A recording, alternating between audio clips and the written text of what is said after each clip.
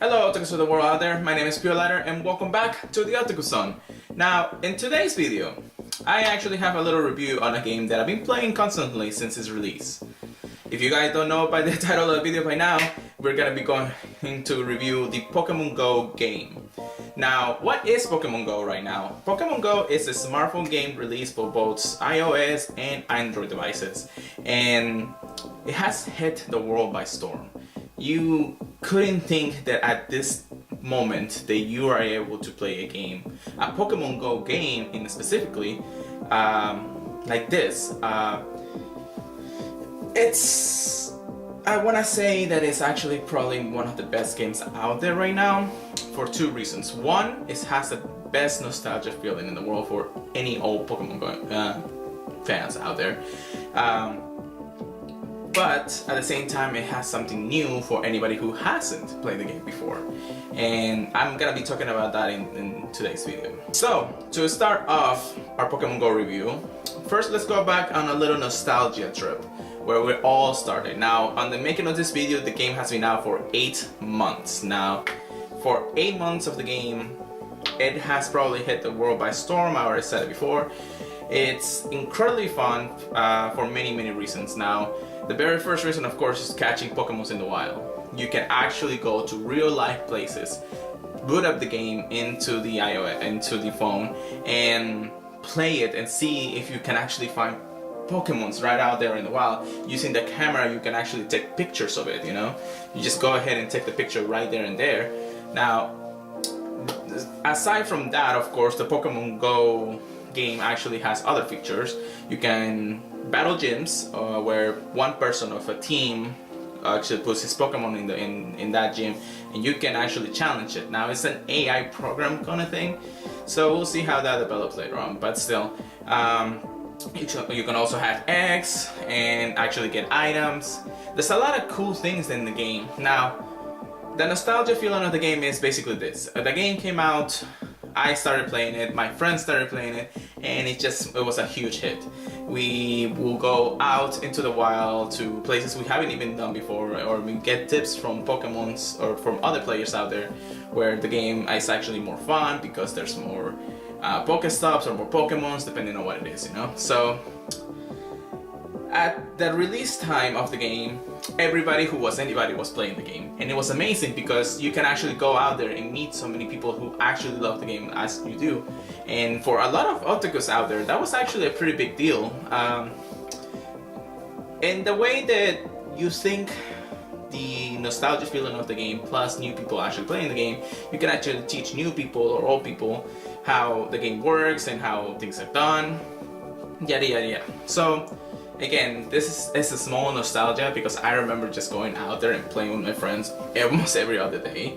Of course, we still had to work, so we couldn't do it every single day, but it was fun enough to actually just, you know, go out there instead of just staying in or just playing games all the time. So that's what Pokemon Go really is. Go out and play. Go and play, basically. So, and for the other part is that the game has been out for 8 months. Now, I want to say that it has gotten probably just a little bit boring. I want to admit for sure that the game got a little boring for me after the first few months because there was really nothing much to do afterwards, and once you visited those places already, there was no point of visiting them again unless there was a rare catch or something like that. The game got kind of dull. Like, the hype level was like this the first few months, and it just went down to probably lower than usual. A lot of people who play the game because of the curiosity of it, and the new players at least, it's starting just dropping off the game because there just wasn't much to do anymore. Aside from just meeting new people who were still playing the game, but still, unless you were a really big fan of it, you just didn't play the game as much before. So, I myself included, I played the game, and then after a few months I kind of did drop it off because I couldn't go out so much aside from work, and going out after work was tiring. It was just a lot of work at the moment, and a lot of my friends also just stopped playing because they just didn't want to go anywhere. But still, little by little, I was able to actually get back into the game probably a month after I left it for a little bit. Maybe I didn't left it completely. I did boot up the app every now and then, But I mean, it was just small catches that I could do around work, so it wasn't really that much. But the one thing that actually saved that was the little accessory that the Pokemon Go creators actually did, Niantic.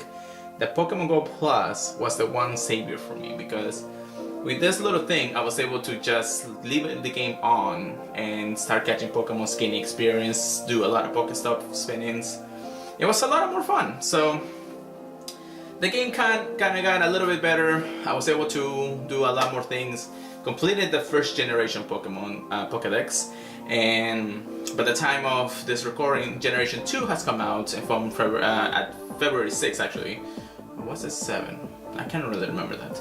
But Generation 2 came out and the game got exploded once again. Now, it wasn't that big explosion that the game had at the beginning, but it still brought some of the players out there still. And now we have communities, we have YouTubers, we have a lot of people still playing the game if you know where to go for the right places, you know?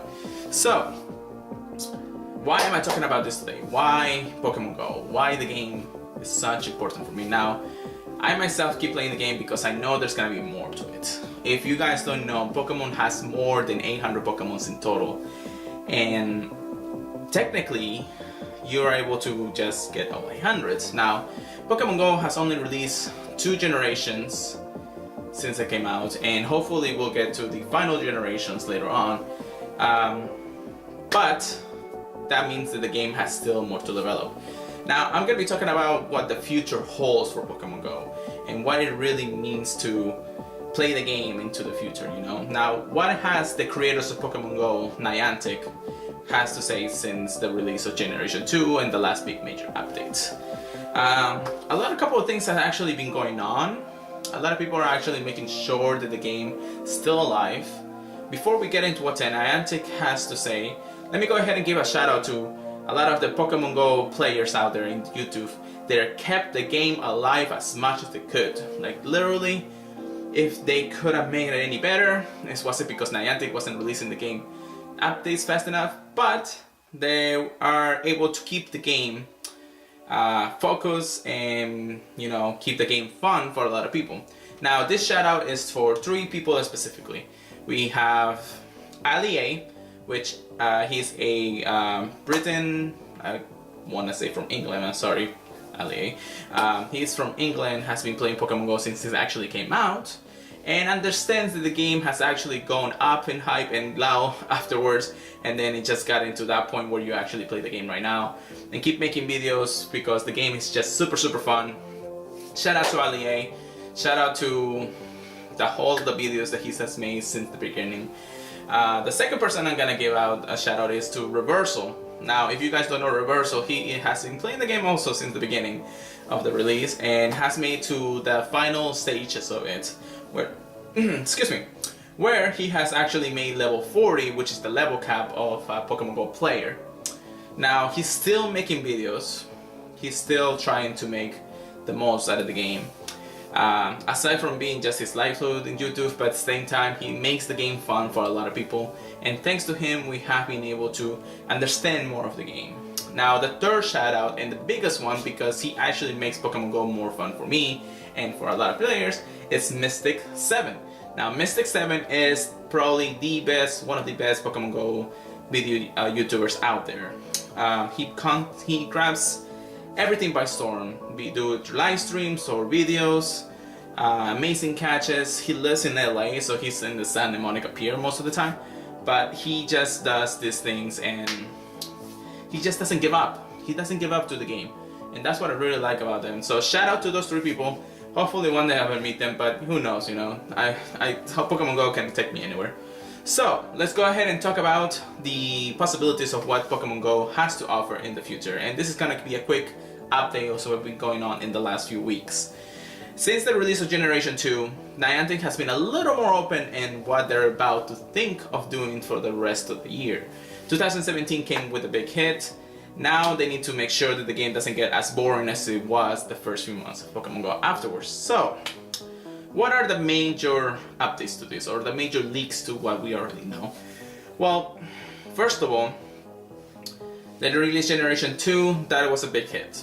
but it's only 80 to 85 new Pokemons out there. What is missing to the game right now?